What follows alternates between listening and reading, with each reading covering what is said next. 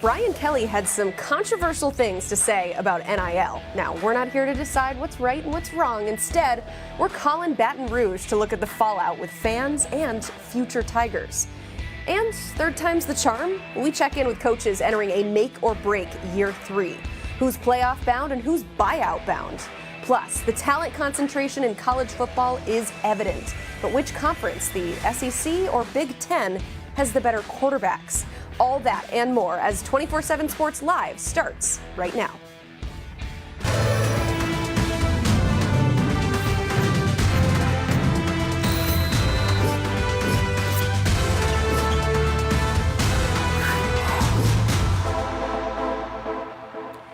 Welcome into 247 Sports Live. I'm Emily Proud, and look at all the guests we have with us today. We have an absolute stacked lineup. Bryce Koon of Geaux247 is here with us, and also national college football writers for 247 Sports. We got Brandon Marcello and Brad Crawford. Excited to listen to all of these guys, but first, I want you to hear something from WFAB's Jacques Doucet interviewing LSU head coach Brian Kelly. So the D-line, interior D lineman, where are you right now with that? Well, I think I made it pretty clear in a number of the press conferences that I had that we were in the market in recruiting in the transfer portal looking for defensive linemen. It hasn't fared very well, quite frankly, because we're selling something a little bit differently, and that is we want to recruit. We want to engage, build relationships. We want to develop, retain, and have success. We're not in the market of buying players, and unfortunately, right now, that's what some guys are looking for. They want to be bought. And look, I understand NIL is part of this, and we have an incredible collective. We have very, very generous opportunities around the greater Baton Rouge area for NIL opportunities. So they are here, but we're not going to go out and buy players. That's not what this is about. This was never about that. We will develop you. We will get you ready for the next step, as we did with Jaden Daniels, as we did with Malik Neighbors, as we did with Brian Thomas. We developed 3 defensive linemen that all got drafted this year, and we'll do that again. But if you're just looking to get paid, you're looking in the wrong place. All right, let's officially welcome in Bryce Koon of Geaux247. Now, Bryce, we're on the internet here. We have no time restrictions, so we intentionally wanted to drag that quote out as long as possible to give all the necessary context because, as you know, it's been circulating everywhere, and everybody just wants to focus on the quote, "We are not in the market of buying players." From your perspective, Bryce, what did Brian Kelly mean to say here? Well, first off, I'm glad that you played the longevity of that quote, gave it some length, because like you said, it's been taken out of context. But look, Brian Kelly, in my mind, is saying what a lot of other coaches are thinking across the country. Probably 129, 130 other FBS coaches are thinking. We don't want to be in the market of just buying players. We have to have a roster that, one, is going to be able to be fruitful in high school recruiting. We're going to be able to develop those young men from freshmen, sophomores into juniors and maybe senior years as well, and see them play on Sundays. So face value, Emily, I don't have a massive problem with what he's trying to say here. The problem is that LSU has a massive hole, a massive gap at the defensive tackle, interior defensive line position. They knew in January when they didn't hit on some of those winter portal targets, they were going to have to hit on some guys in the spring portal. So it's kind of a mixed reaction. I understand what he's trying to say. He's trying to say he wants to build LSU as a program that has longevity, has continuity. He doesn't want to be a major player in the portal every single year. The problem is you had a massive need. You were desperate entering the spring portal, and so far you've come up empty. Yeah, I think that's probably the biggest issue here is, again, that's why we did the full context of the quote, including the question as well. This was originally about the defensive line and their need to shore up that position in the spring. So looking at the defensive line room right now, I mean, how desperate were they? Yeah, I mean, look, you look at the two entries that he mentioned into the NFL draft with Mekhi Wingo and Mason Smith. You know, a lot of folks feel that they kind of put their eggs in a basket thinking that was going to be at least one of those guys coming back to anchor that room. Now, you return a guy like Jacoby and Guillory, who the staff is excited about, people around the program are excited about, and I think fans see as a guy that can be a pillar along the front seven in general, not just interior defensive line. The problem is you rolled into a spring game in your two deep, giving a lot of playing time to walk-ons. That's not something that you can roll into an SEC slate and a really heavy out-of-conference slate in the fall of 2024 and expect to be better than what was one of the worst defenses in LSU history. So it is a desperate need. They are still searching in the portal. They have swung and missed on a couple of big targets here. And as Brian Kelly indicated, he felt that it was a kind of pay-to-play type of deal. They wanted money up front, and Brian Kelly was not willing to play that game. Once again, it's kind of the world of social media we live in. It's taken by storm, and it's one of those things where this is a part of the game. I think it is a good viewpoint. It's just maybe not realistic for where we are in the college football world right now. And he admitted as much as so in that question. He said, we're not in the market of buying players, but players want to be bought. So what sort of message does this send to recruits both through the transfer portal and high school?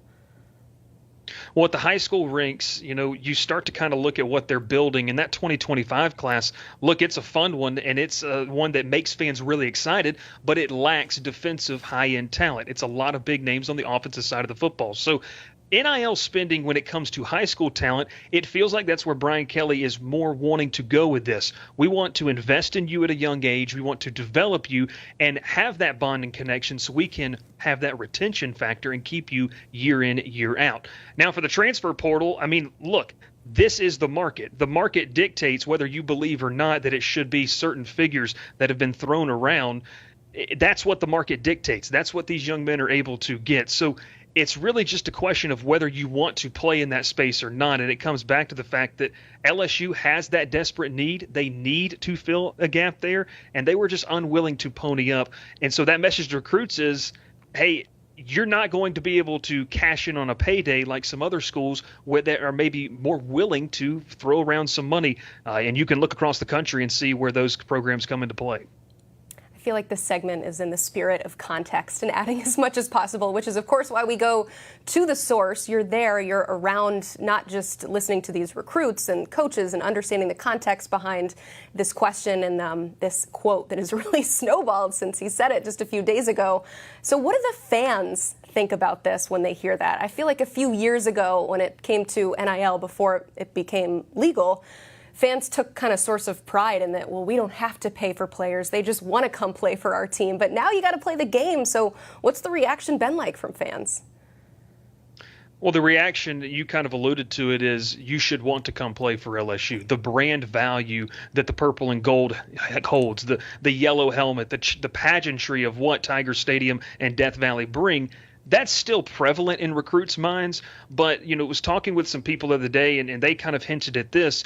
It's kind of a twofold recruitment. You can still win recruiting battles with pageantry, with tradition, with, you know, recognition in the NFL. But there's a second recruitment that comes into the NIL factor, and that's the one that I think the fans are most worried about is when other programs like a Georgia, an Alabama, a Florida State, Ohio State, USC, and many others, Texas, in fact, are pitching the same thing, that pageantry, that challenge, that tradition that you have. It's often going to come to the other side of the coin. And so the fans' reaction is, you know, is there disorganization? Is there NIL funds? Are they being allocated correctly? Is there organization of NIL in whole? And so, like you said, it's taken on a world of its own here, you know, over the past 48, 72 hours. And so the fan reaction, as we would expect it to be, has been one of worrisome. It's been of concern and worry about that pivotal year 3 that I know we're going to talk about later in the show. Brian Kelly enters where he talked about this is the building year that they've been mounting up to. Well, it looks like it could be in jeopardy if you can't fix this defensive line. Yes, and you talked a lot about how the future when it comes to this defense, bringing in some recruits and that there's still kind of a need for that in this 2025 class. But I know LSU fans want to know, what the heck is this defense going to look like in 2024? You bring in a new defensive coordinator. You bring in some more pieces, maybe not as many as you would have liked on the defensive line. But I want to ask you this question because Brad Crawford, who's going to be on the show a little bit later, actually wrote about this on 247sports.com, saying that you should buy stock in LSU's defense this upcoming fall. I'm not going to ask you necessarily if you agree with that, but what should fans maybe get excited about in this revamped LSU D? Well, I mean, look, when you look at Blake Baker, the new defensive coordinator, his pedigree and what he wants to do, obviously it aligns with Harold Perkins, the star linebacker, and for a lot of people, a first-round draft pick in the 2025 draft. It aligns with him being the most effective. That was an issue all last year. If Blake Baker can find that piece, if he can find where Harold Perkins is the best, that's going to unlock a lot of things, and it will settle some things down on that front seven. I mentioned Jacoby and Guillory, a veteran guy. It feels like that he is a name that is going to have to rise to the occasion. They went to the JUCO route to get a guy like Shone Washington. They also have Jalen Lee, a former Florida transfer that's going to try to be, take the next step in his development in terms of playing more meaningful snaps.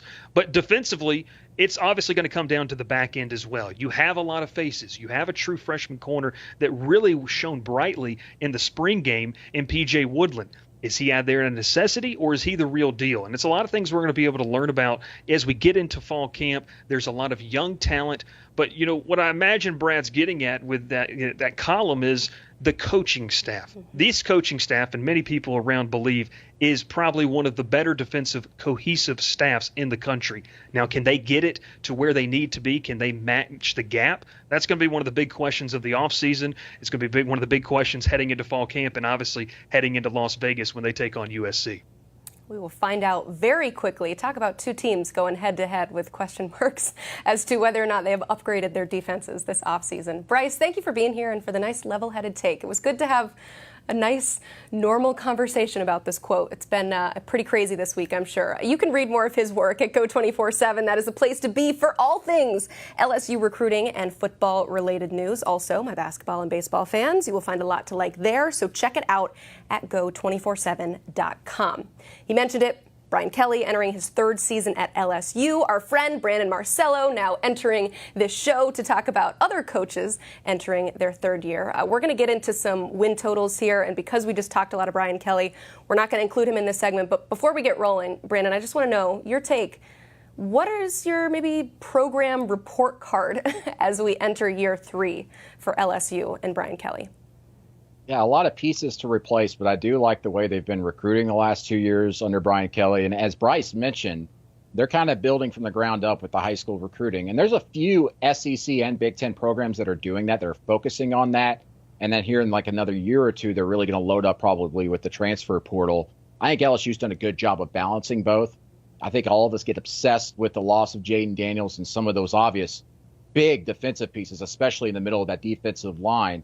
And it is a bit of concern when you do hear those comments from him because defensive tackle, everybody needed a defensive tackle, it seemed like, in the transfer portal this year. And because of that, defensive tackle was the highest pay scale out there for all these guys. And LSU kind of swung and missed on that.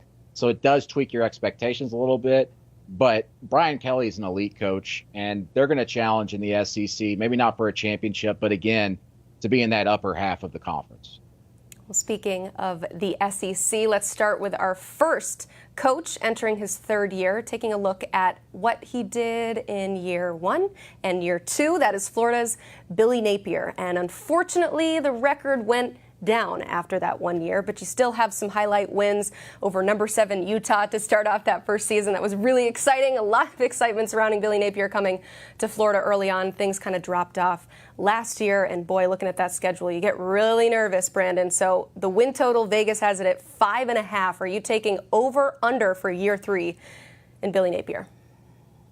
I've got to take the under. Everybody's been saying it. I mean, look at the last 5 games on that schedule. It's the most difficult stretch in all of college football, and maybe the most difficult stretch in modern college football history since the advent of the BCS and the college football playoff era. It is by far the most difficult stretch. If he were to somehow go 3-2 against that stretch, Billy Napier should be coach of the year, maybe nationally, if not in the SEC. But as much attention as the back half of the schedule gets, look at the first half. In fact, look at the very first game in week 1. They get Miami, and I think that's kind of a hot seat bowl. Whoever wins that game is not going to be on the hot seat. The one that loses is most definitely going to be on the hot seat. A lot of expectations for 2 third-year coaches, and Mario Cristobal at Miami and Billy Napier at Florida. And if Napier were to lose that game at home in the first game of the season, boy, it's going to be scorching hot throughout that season. And he's going to have to win some games in the first half of that stretch. And as much attention as we get in that first half or that second half of the schedule, the first half has some really big landmines as well. It's just too bad. I mean, you can't, the number one thing always been told, coming through the industry and obviously with coaches is don't blame the tools or the talent for your wins and losses. You can do better yourself. But man, Napier has just gotten a very bad hand dealt to him. And I don't see how he's able to pull off 5 or 6 wins against that schedule. Man, that first game, Florida versus Miami, is an ultimate prove-it bowl for both of those teams, and it's just going to be setting the standard for whatever the rest of the season looks like. Okay, let's head to Oklahoma, where Brent Venables also entering his 3rd year at the helm of the Sooners. Opposite direction from Billy Napier. Look at that, a 10-win season in year 2. Expectations decently high, but I would say pretty okay and not too out of control for year 3, their first year in the SEC. Win total set at 7.5. Where are you leaning here? I'm going the over here. They got a really difficult first-year schedule, by the way, OU does. There's some sneaky tough games on the road.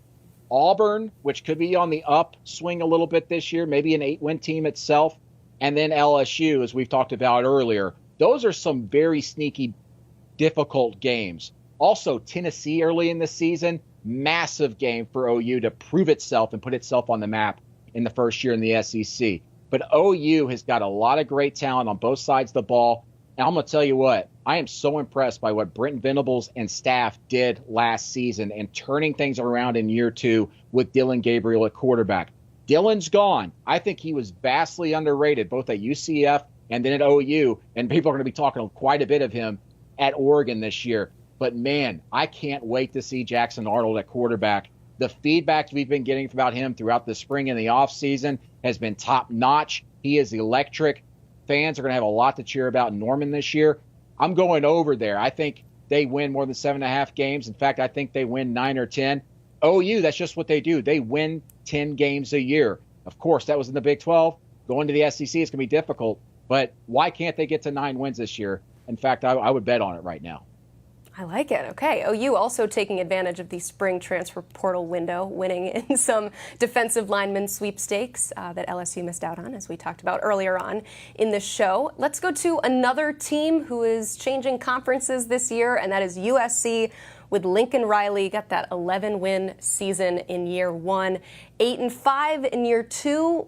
Coming off having a Heisman Trophy winner at quarterback, new quarterback this year, similarly to Oklahoma. And just like the Sooners, 7.5 is the win total for them. What are you taking here, Brandon? I'm actually thinking over. A lot of people are kind of low on USC right now.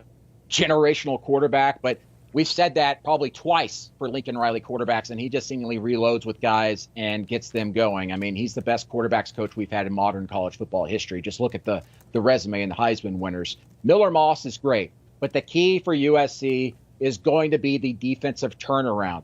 They went around and revamped that entire staff, went across town to UCLA and got Deonton Lynn to come in as the DC, made some really good moves. Also, in the transfer portal and recruiting, they're going for bigger size. They're not so much going speed anymore on defense, which is what that was really holding them back previously, not just at USC, but at OU under Lincoln Riley. They are much bigger in the trenches this year. They're much bigger and more physical at linebacker. If that defense can take a step forward this year in the rough and tumble Big Ten, I think that offense will do kind of what it does.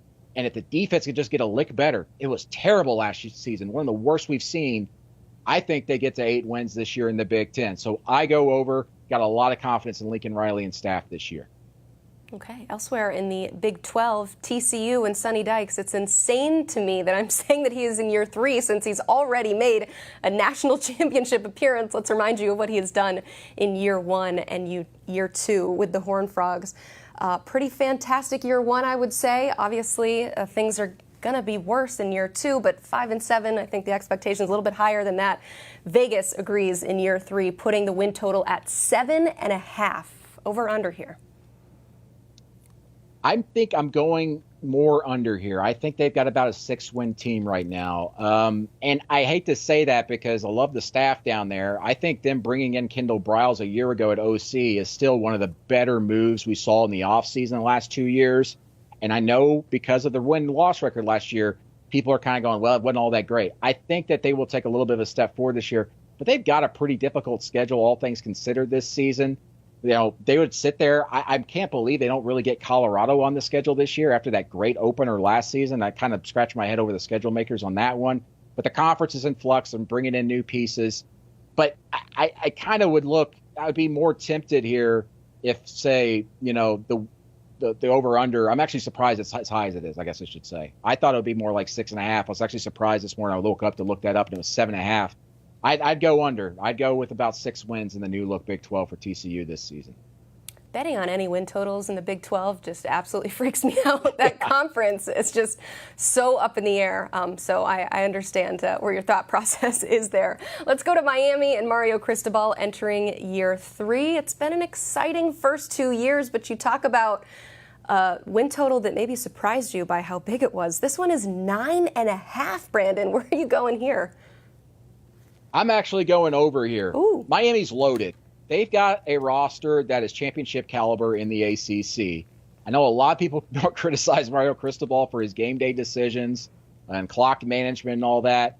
But one of my 2 favorite quarterbacks in all the portal this past year was Cam Ward. And Miami getting him, I think, changes the outlook a lot for that team. Not to mention all the other pieces they brought in through the portal. They have built a program the last 2.5 years through the portal and through recruiting, refocusing on South Florida, and then, of course, going out and getting some of the best players in the portal to put them in position to go on a run in the ACC. I love the way their schedule sets up. I can't wait for week 1 between Florida and Miami. As I mentioned earlier, it's kind of a hot seat bowl between Billy Napier and Mario Cristobal. If Miami goes in there and has a statement win, the rest of that schedule is pretty manageable. They got some big games obviously coming up, but Florida State, with that way that one sets up, not having to go on the road, I like the way the Miami schedule sets up for them. I'm going to go over here, believe it or not. I think they win 10 games and are in the race for the ACC championship. A 10-win season would be the first since 2017. It has been a long time. All right, last but not least, certainly not least, I think there's a few Notre Dame fans that want you to talk about their program. I'm not sure why, but I see it in the chat. I see it on Twitter.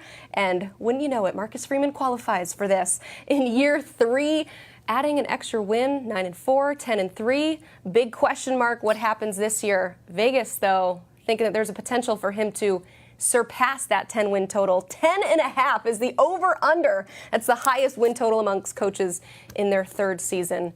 Brandon, where are you leaning with the Irish? Yeah, this one's very difficult. I know I'm getting a lot of flack for not putting them in my top 30. I have my reasons. I've explained myself over and over again. Notre Dame fans don't want to accept it. The other thing is my preseason top 25 is going to look a lot different, especially when I know if Riley Leonard, your quarterback, and some other pieces are healthy. They replace a lot offensively, a lot of new pieces. And they've had some herky-jerky movements the last 2 years and in their starts on the offense. They made the best offseason hire among assistant coaches, getting Mike Denbrock from LSU. What a pull getting him back to Notre Dame after being at LSU, having the #1 offense there in the lane. Daniels. This is a team that is built and situated to win at least 10 games this year. And I don't have them in my top 30 right now, but the reason for that is I'm holding back because I don't know what the pieces look like together. I haven't seen them in a game, let alone in a spring practice because of health concerns. So Notre Dame is going to win probably 10-plus games. Their schedule is absolutely manageable. And that could be an issue if they have, like, say, an early season loss and they trip up because that puts more pressure on to win games. That schedule is not very difficult. They should win 10 or 11 games this season. I think by mid-season, they're probably going to be knocking on the door as a top 5 team.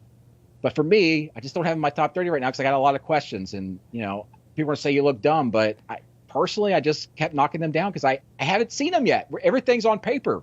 These guys haven't even put some of the pads on for spring practices at times. But, yeah. I guess it's understandable. Your starting quarterback has had multiple offseason surgeries. You're in wait-and-see mode. Yeah. But I'm in wait-and-see mode, but I think they've got the talent to do this. They brought in all-conference receivers at their previous spots. They're really fast at receiver, and they're set at running back. Defense is top 10 already. They return a lot of pieces. This is a top 10 type of team, but I just still got too many questions. Having said all that, I wish the win total was maybe like 9.5 or 10, but that schedule, I can understand why. But right now, I'm hesitant to go one way or the other, but my bet is they win 10 or 11 games. They're going to win 10 or 11 games against that schedule this season, and probably be in the playoff. The total's 10.5. Is it 10 or is it 11? What are you picking?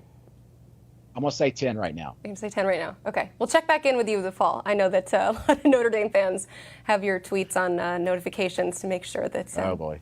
I don't know. I'm not going to say right that wrong. In their eyes, it's a wrong. But I don't know. You have every right I love to take your time. I love the staff. I love the staff there. The late season push that Marcus Freeman and the staff did there last season? It's incredible. But there's a lot of new guys there that we haven't even quite seen in spring practice yet. So It is what it is. That's all right. Well, what this segment is finished. Thank you. I appreciate you being here and for all of your great work. I said it at the top of the show, the concentration of talent in the SEC and Big Ten really just keeps on growing. You're looking specifically, though, at the quarterbacks. I mean, between developed high school recruits, big pickups in the transfer portal, which conference has the best and most elite quarterback play? Thankfully, our friend Brad Crawford did the hard work of ranking each of them by conference.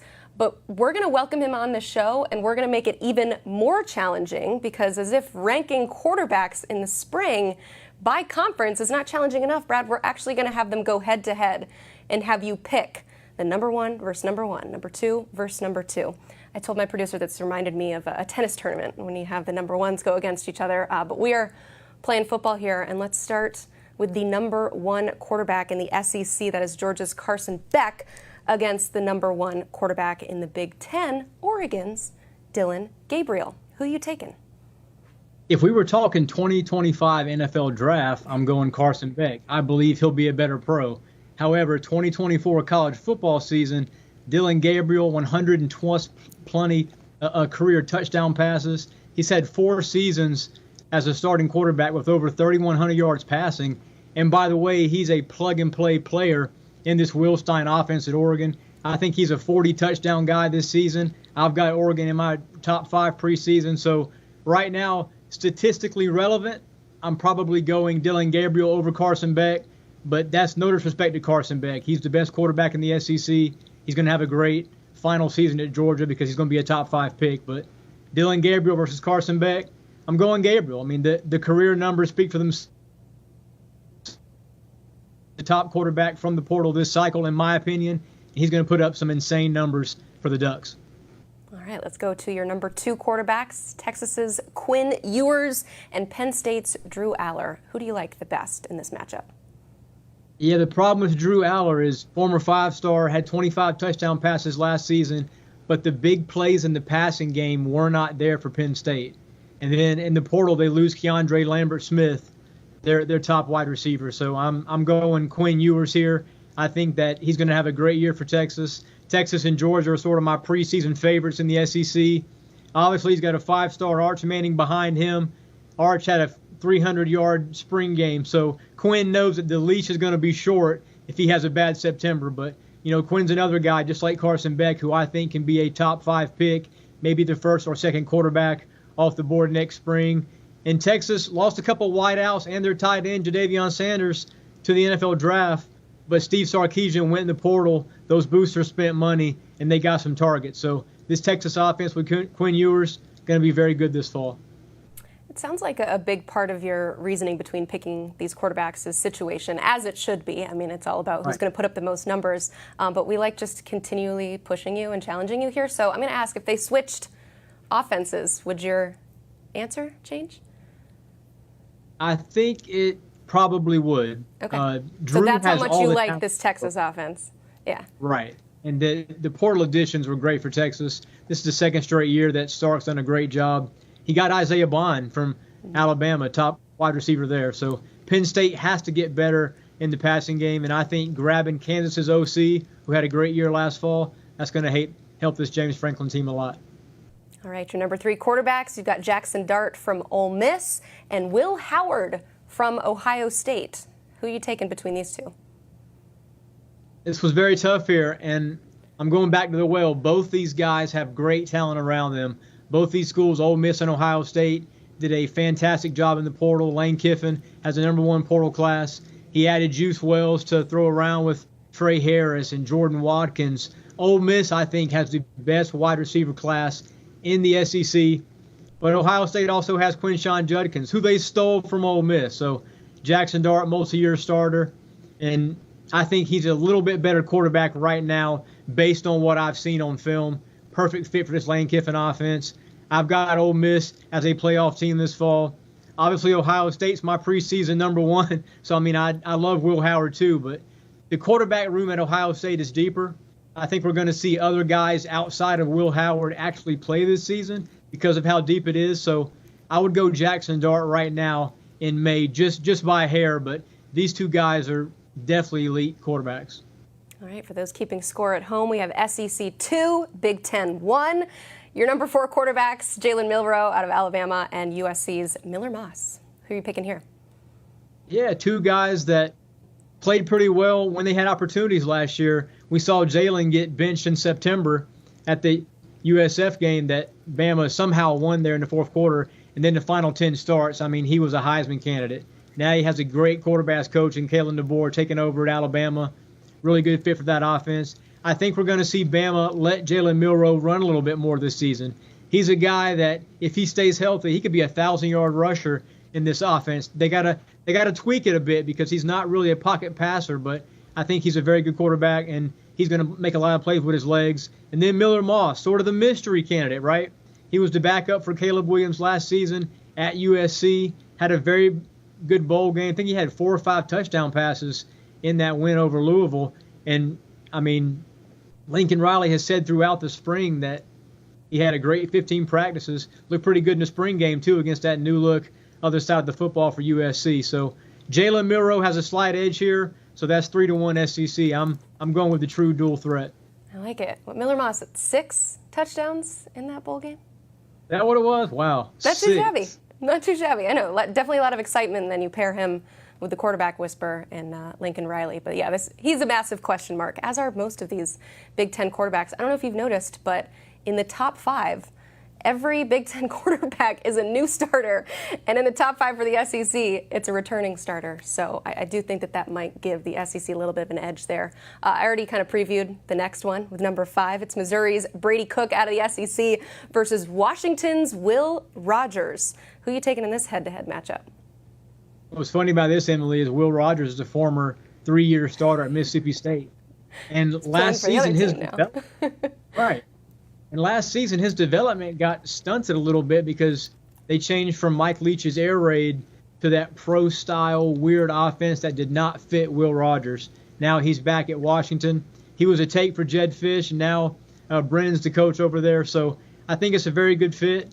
And Brady Cook at Missouri, 2 years ago when he won that competition during the spring, he was actually booed in early September because he didn't play well. And last season, as a junior, was a breakout candidate. Led Missouri to 11 wins. Missouri's a top 10 team right now. We're talking about weapons, right? Luther Burden, best returning wide receiver, I think, in college football, not just SEC. So he's a guy probably 1,000-yard season. If Brady Cook and Luther Burden have the 1-2 punch we're expecting, then Missouri's going to be in the top 10 throughout the year because even by SEC standards, that's a schedule that's very favorable for them. So I like Brady Cook in this matchup, but Will Rogers, he's a guy who's one of the SEC's all-time leading passers who should have a really good year out in that spread at Washington. All right. SEC 4, Big Ten 1. But Big Ten was the number 1 quarterback, so that's got to pull some extra weight. Brad, thank you so much for ranking them and then ranking them again. We appreciate all of that. If you have any issues, viewers out there, with the way that he has ranked his quarterbacks, you should go check out his piece on 247sports.com. Way more context there. Also, Brad has really just been churning out the content lately, so you need to be frequently visiting the site for all the best off-season content to get you ready to go for the season coming up soon. Well, happening tomorrow here on the 247 Sports YouTube channel, Carl Reed and Smoke Dixon host another episode of 247 Sports Unfiltered with special guest Courtney Morgan. He is the general manager of the Alabama Crimson Tide. So excited about this conversation. Be sure to tune in at 5 Eastern to watch it all happen live. Until then, thanks for watching.